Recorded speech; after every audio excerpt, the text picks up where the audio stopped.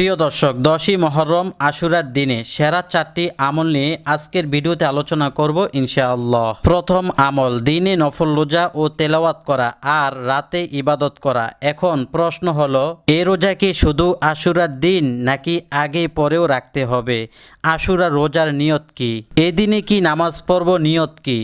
দর্শক, এইভাবে দ্বিতীয় আমল, তৃতীয় আমল এবং চতুর্থ আমল সবগুলো আমল আমি সুন্দরভাবে বুঝিয়ে বলার চেষ্টা করব ইনশাআল্লাহ। দর্শক, আমলগুলো বলার পূর্বে অনুরোধ করব ভিডিওতে একটা লাইক দিয়ে আমার চ্যানেলটি সাবস্ক্রাইব করে রাখার জন্য।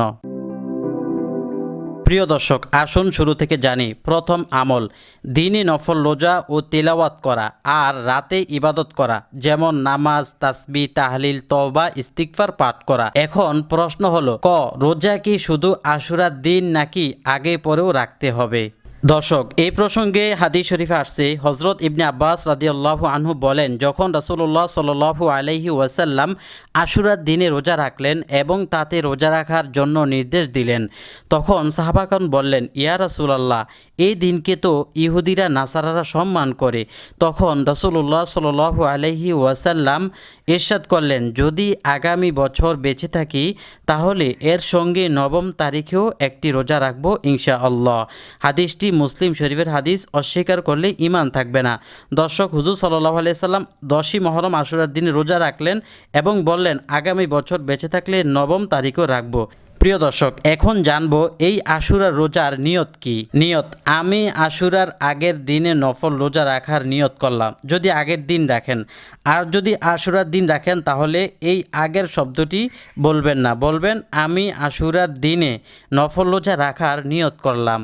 প্রিয় দর্শক, এখন জানবো এই রোজা রাখার লাভ কি। প্রিয় দর্শক, এই দিনে রোজা রাখার ফজিলত সম্পর্কে হজরত আবু কতাদা রাদিয়াল্লাহু আনহু কর্তৃক বর্ণিত আরেক হাদিসে রাসূলুল্লাহ সাল্লাল্লাহু আলাইহি ওয়াসাল্লাম বলেছেন, আমি আল্লাহর কাছে আশা রাখি যে আশুরার দিনে রোজা রাখলে পিছনের 1 বছরের গুনাহ মাফ হয়ে যাবে। সুবহানাল্লাহ।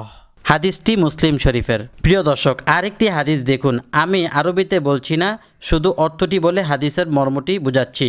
হজরত আবু হুরায়রা রাদিয়াল্লাহু আনহু বলেন যে রাসূলুল্লাহ সাল্লাল্লাহু আলাইহি ওয়াসাল্লাম ইরশাদ করেছেন, রমজান মাসের রোজার পর শ্রেষ্ঠ রোজা হলো আল্লাহর মাস অর্থাৎ মুহররমের রোজা, আর ফরজ নামাজের পর সর্বশ্রেষ্ঠ নামাজ হলো রাতের নামাজ অর্থাৎ তাহাজ্জুদের নামাজ।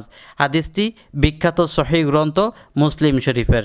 সহিহ মুসলিম শরীফ, অধ্যায় হলো কিতাবুস সিয়াম। আসুন দেখি। প্রিয় দর্শক, এখন জানবো সেহরি খেতে না পারলে সকালে উঠে রোজার নিয়ত করে রাখতে পারবে কি। অনেক সময় এমন হয়, সেহরি খেতে পারি নাই, সকালে উঠে মনে হয়েছে যে আজকে তো রোজা রাখার কথা। দর্শক, শুধু রমজানের রোজার সেহরি না খেয়ে সকাল 9টা পর্যন্তও নিয়ত করতে পারবে, কিন্তু নফল রোজার ক্ষেত্রে ফজরের পূর্বে নিয়ত করতে হবে, সেহরি না খেলেও হবে। যদি নফল রোজা রাখতে চান তাহলে ফজরের পূর্বে সেহরি টাইমে উঠতেই হবে। আপনি সেহরি খান আর না খান, আপনি ওই সময় নিয়ত করে নিতে হবে যে আমি আজকে নফল রোজা রাখবো। প্রিয় দর্শক, এখন কথা হলো, এই রোজা সহ মোট 4টি আমল আপনি আশুরার দিনে করতে না পারলে কি করবেন। এমন হতে পারে যে আশুরার দিনে আপনি আমলটি করতে পারবেন না বা পারেননি, তাহলে পুরো মহরম মাস জুড়েই এই 4টি আমল করতে পারবে, তবে এই দিনের রোজা পরবর্তীতে আশুরার রোজা রাখতে পারবে না। যদি কোনো রোজা রাখতে চায় তাহলে নিম্নের নিয়তে নফল রোজা রাখতে হবে। দর্শক, আশুরার রোজা আর পরে রাখতে পারবেন না বা তার ফজিলত পাবেন না, কিন্তু পুরো মহরম মাসের যে কোনো দিন আপনি নফল রোজা রাখতে পারবেন, এই নিয়ত করে যে আমি মহরম মাসে নফল রোজা রাখার নিয়ত করলাম। দর্শক, এখন আসি আরেকটি নতুন আমলে। এই দিনে কি নামাজ পড়ব বা তার নিয়ত কি। নির্দিষ্ট কোনো নামাজ এই দিনের নেই, তাই যে কোনো নফল নামাজ পড়া যেতে পারে, তবে নফল নামাজের মধ্যে সর্বোত্তম হলো তাহাজ্জুদের নামাজ। এটা আমরা আগের থেকেও জানি। এই নামাজ শেষ রাতে ফজরের আজানের পূর্বে শেষ করিতে হয়, তবে পুরো মহরম মাস জুড়ে পড়তে পারবেন, অর্থাৎ আপনি পুরো মহরম কেন, পুরো 12 মাসই নামাজটি পড়তে পারবেন। যেহেতু মহরম মাস অনেক ফজিলতের মাস, এই মাসে আমরা এই তাহাজ্জুদের নামাজটি কোনোভাবেই ছাড়ব না। এই নামাজের নিয়ত, আমি তাহাজ্জুদের 2 রাকাত নফল নামাজ আদায় করিতেছি, আল্লাহু আকবার। এছাড়াও আপনি আরও যে কোনো নামাজ পড়তে পারেন, যেমন আমি মনের আশা পুরো হওয়ার জন্য 2 রাকাত নামাজ আদায় করিতেছি, আল্লাহু আকবার। এই নিয়তেও আপনি 2 রাকাত নামাজ পড়তে পারেন। অথবা আমি 2 রাকাত গুনাহ মাফের নামাজ আদায় করিতেছি, আল্লাহু আকবার। এই নিয়তেও আপনি নামাজ পড়তে পারবেন। তাহলে এখানে 3টি নামাজ হয়ে গেল। আপনার যেটা মন চায় সেটাই আপনি পুরো মাস জুড়েও আদায় করতে পারবেন। তবে আশুরার দিনে এই নামাজগুলো আদায় করে আল্লাহ তাআলার কাছে বিশেষ দোয়া করবেন। প্রিয় দর্শক, নামাজ শেষে কি তাসবিহ পাঠ করবেন? উত্তর, যে কোনো তাসবিহ পারলে পড়বেন। আমি 2টি শ্রেষ্ঠ তাসবিহ বলছি। প্রিয় দর্শক, হাদিস শরীফে আসছে, হযরত আবু হুরায়রা রাদিয়াল্লাহু আনহু বলেন যে রাসূলুল্লাহ সাল্লাল্লাহু আলাইহি ওয়াসাল্লাম ইরশাদ করেছেন, যে ব্যক্তি দৈনিক 100 বার বলবে সুবহানাল্লাহি ওয়া বিহামদিহি, তার গুনাহসমূহ মাফ করে দেওয়া হবে, যদিও তা সমুদ্র ফেনার ন্যায় বেশি হয়। সুবহানাল্লাহ, সুবহানাল্লাহ। দর্শক, ছোট্ট একটি বাক্য, সুবহানাল্লাহি ওয়া বিহামদিহি, প্রত্যেকেই পারবেন। এই তাসবিহটি 100 বার পাঠ করলে যদি আপনার গুনাহ সমুদ্রের ফেনা পরিমাণও হয়ে যায়, আল্লাহ পাক মাফ করে দিবেন। বুখারী ও মুসলিম সমস্ত হাদিস গ্রন্থের মধ্যে এই 2টি হাদিসের কিতাব হলো 1 নম্বর আর 2 নম্বর, আর এই 2টি কিতাব থেকে হাদিসটি আসছে। প্রিয় দর্শক, অতঃপর আপনি এই তাসবিহটিও পাঠ করতে পারেন। যে ব্যক্তি নিম্নোক্ত দোয়াটি 100 বার পাঠ করবে, তার 10টি দাস দাসী আজাদ করার সওয়াব হবে, 100টি নেকি লেখা হবে, 100টা গুনাহ মাফ হবে, এবং ওই দিন সন্ধ্যা পর্যন্ত তার জন্য এটা শয়তান থেকে রক্ষামূলক ব্যবস্থা হবে। কেউ এর চেয়ে বেশি আমল না করলে তার চেয়ে উত্তম আমল করতে পারলো না। সুবহানাল্লাহ। দর্শক, আমি তাসবিহটি একবার পরে বাংলা উচ্চারণ সহ আপনাদেরকে বলে দিব।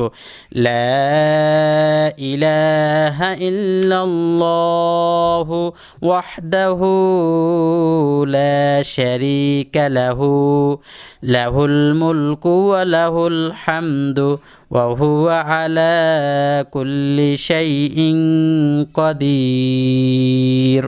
লা ইলাহা ইল্লাল্লাহু ওয়াহদাহু লা শারীকা লাহু, লাহুল মুলকু ওয়া লাহুল হামদু ওয়া হুয়া আলা কুল্লি শাইইন কাদির। দর্শক, অর্থটি এখানে দেওয়া আছে, আপনি ভিডিও স্কিপ করে দেখে নেবেন। প্রিয় দর্শক, চলে আসলাম দ্বিতীয় আমলে, আর এই আমল হলো পরিবার পরিজনকে উত্তম খাবার খাওয়ানো। এখানে দেখুন, আশুরায় পরিবার পরিজনকে উত্তম পানাহারের ব্যবস্থা করলে আল্লাহ তাআলা সারা বছর উত্তম পানাহারের ব্যবস্থা করে দিবেন বলে হাদিসে উল্লেখ এসেছে। হাদিসটি অনেকের মতে আমলযোগ্য, হাসান লি গৈরিহি পর্যায়ের, আবার অনেকের মতে আমলযোগ্য পর্যায়ের নয়। তাই এটা নিয়ে বাড়াবাড়ি করা ঠিক নয় যে এই দিনে ভালো খেতেই হবে বা খাইতে হবে না, এমনটি বলার দরকার নেই। যার মন চায় আপনি খাবেন, আর যদি মন না চায় তাইলেও চলবে। দর্শক, এটাকে রসমে পরিণত করাও ঠিক নয় যে এটা করতেই হবে, এটা রেওয়াজ, এরকমটাও ঠিক নয়। আপনি ইচ্ছা করলে খেতে পারেন। প্রিয় দর্শক, তৃতীয় আমল হলো শুকরিয়া আদায় করা, আলহামদুলিল্লাহ। দর্শক, আশুরার দিনে আল্লাহ তাআলা ফেরাউনের বাহিনীকে সমুদ্রে ডুবিয়ে এবং বনি ইসরায়েলকে তার কুদরতে সমুদ্র পার হওয়ার তৌফিক দিয়ে একটা বড় নেয়ামত দান করেছিলেন। সুবহানাল্লাহ। প্রকারান্তরে এটা আমাদের জন্য নেয়ামত, তাই এই নেয়ামতের কথা স্মরণ করে আল্লাহর শুকর আদায় করা যায়। এই দিনে আল্লাহ তাআলা আরও বহু কিছু ঘটিয়েছেন, বহু কিছু পয়দা করেছেন বলে যেসব বর্ণনা পাওয়া যায় তার অধিকাংশ ভিত্তিহীন। দর্শক, এমন আরও অনেক কিছু ঘটনা আছে মানুষ বানিয়ে বলে, সেগুলো আমি ভিডিও শেষের দিকে বলবো ইনশাআল্লাহ। তো আমরা আলহামদুলিল্লাহ তো পাঠ করবই, আরও কিছু শুকরানার দোয়া পাঠ করব। প্রিয় দর্শক, পূর্ণভাবে শুকরিয়া আদায় করার জন্য এই দোয়াটিও পাঠ করতে পারেন, উচ্চারণ সহ দেওয়া আছে। সুবহানাল্লাহি ওয়া বিহামদিহি ওয়া লা কুওয়াতা ইল্লা বিল্লাহ, মা শাআল্লাহু কানা ওয়া মা লাম ইয়াশা লাম ইয়াকুন, আ'লামু আন্নাল্লাহা আলা কুল্লি শাইইন কাদির ওয়া আন্নাল্লাহা ক্বাদ আহাতা বিকুল্লি শাইইন ইলমা। উচ্চারণ, সুবহানাল্লাহি ওয়া বিহামদিহি লা কুওয়াতা ইল্লা বিল্লাহ, মা শাআল্লাহু কানা ওয়া মা লাম ইয়াশা লাম ইয়াকুন, ওয়ালামু আন্নাল্লাহা আলা কুল্লি শাইইন কাদির ওয়া আন্নাল্লাহা ক্বাদ আহাতা বিকুল্লি শাইইন ইলমা। দর্শক, এখানে অর্থটি দেওয়া আছে, আপনারা ভিডিও স্কিপ করে অর্থটি পড়ে নেবেন। প্রিয় দর্শক, এই দোয়াটির আরও একটি ফজিলত রয়েছে। যে ব্যক্তি সকালে এই দোয়াটি পড়বে সন্ধ্যা পর্যন্ত, আর সন্ধ্যায় এই দোয়াটি পড়বে, সে সকাল পর্যন্ত সব ধরনের বিপদ থেকে নিরাপদ থাকবে। সুবহানাল্লাহ। প্রিয় দর্শক, এখন আমরা সর্বশেষ আমলে চলে আসলাম। চতুর্থ আমল, ইন্না লিল্লাহি ওয়া ইন্না ইলাইহি রাজিউন এই দিনে বেশি বেশি পড়া। কেননা এই দিনে কারবালায় হজরত হোসাইন রাদিয়াল্লাহু আনহু মর্মান্তিকভাবে শাহাদাত বরণ করেছিলেন। এই দুঃখ ও মুসিবতের কথা স্মরণ হলে ইন্না লিল্লাহি ওয়া ইন্না ইলাইহি রাজিউন পড়া যায়, অথবা তাদের উভয়ের জন্য এইভাবে দোয়া করা। যে কোনো নামাজের পর জায়নামাজে বসে দোয়া করবেন। কি কি পাঠ করবেন? সূরা ফাতিহা একবার, সূরা ইখলাস অর্থাৎ কুল হুয়াল্লাহু আহাদ 3 বার, দরুদ শরীফ 11 বার, আস্তাগফিরুল্লাহ 3 বার। দর্শক, দুরূদ শরীফটি আমি এখানে দিয়ে দিয়েছি। সাল্লাল্লাহু আলাইহি ওয়াসাল্লাম, সাল্লাল্লাহু আলাইহি ওয়াসাল্লাম। অতঃপর মুনাজাত দিয়ে দোয়া করবেন। দর্শক, আমি এমন একটি দোয়ার কথা এখন বলবো যে দোয়াতে 12টি ফজিলত রয়েছে। প্রিয় দর্শক, আপনাদের সময় বাঁচানোর জন্য আমি আরবিতে বলছি না, দোয়াটি বাংলা উচ্চারণ বলে দিচ্ছি। আল্লাহুম্মা জাআল ফি কলবি নূরাও ওয়া ফি সামঈ নূরাও ওয়া ফি বাসারি নূরান। আল্লাহুম্মা শরহ লি সদরি ওয়া ইয়াসসির লি আমরি ওয়া আউযু বিকা মিন ওয়াসাবিসিস সদরি ওয়া শাত্তাতিল আমরি ওয়া ফিতনাতিল কবরি। আল্লাহুম্মা ইন্নি আউযু বিকা মিন শাররি মা ইয়ালিজু ফিল লাইলি ওয়া শাররি মা ইয়ালিজু ফিন নাহারি ওয়া শাররি মা তাহুবু বিহির রিয়াহ। দর্শক, আমি যে বলেছিলাম এই দোয়াটি পড়লে 12টি ফায়দা হবে। দেখুন, হে আল্লাহ, আপনি আমার হৃদয়ে নূর সৃষ্টি করে দিন এবং আমার কর্ণে ও দৃষ্টিশক্তিতেও। এখানে 3টি হয়ে গেল। হে আল্লাহ, আমার বক্ষ উন্মোচন করে দিন এবং আমার কাজ সহজ করে দিন। আরও 2টি দোয়া করে ফেললাম।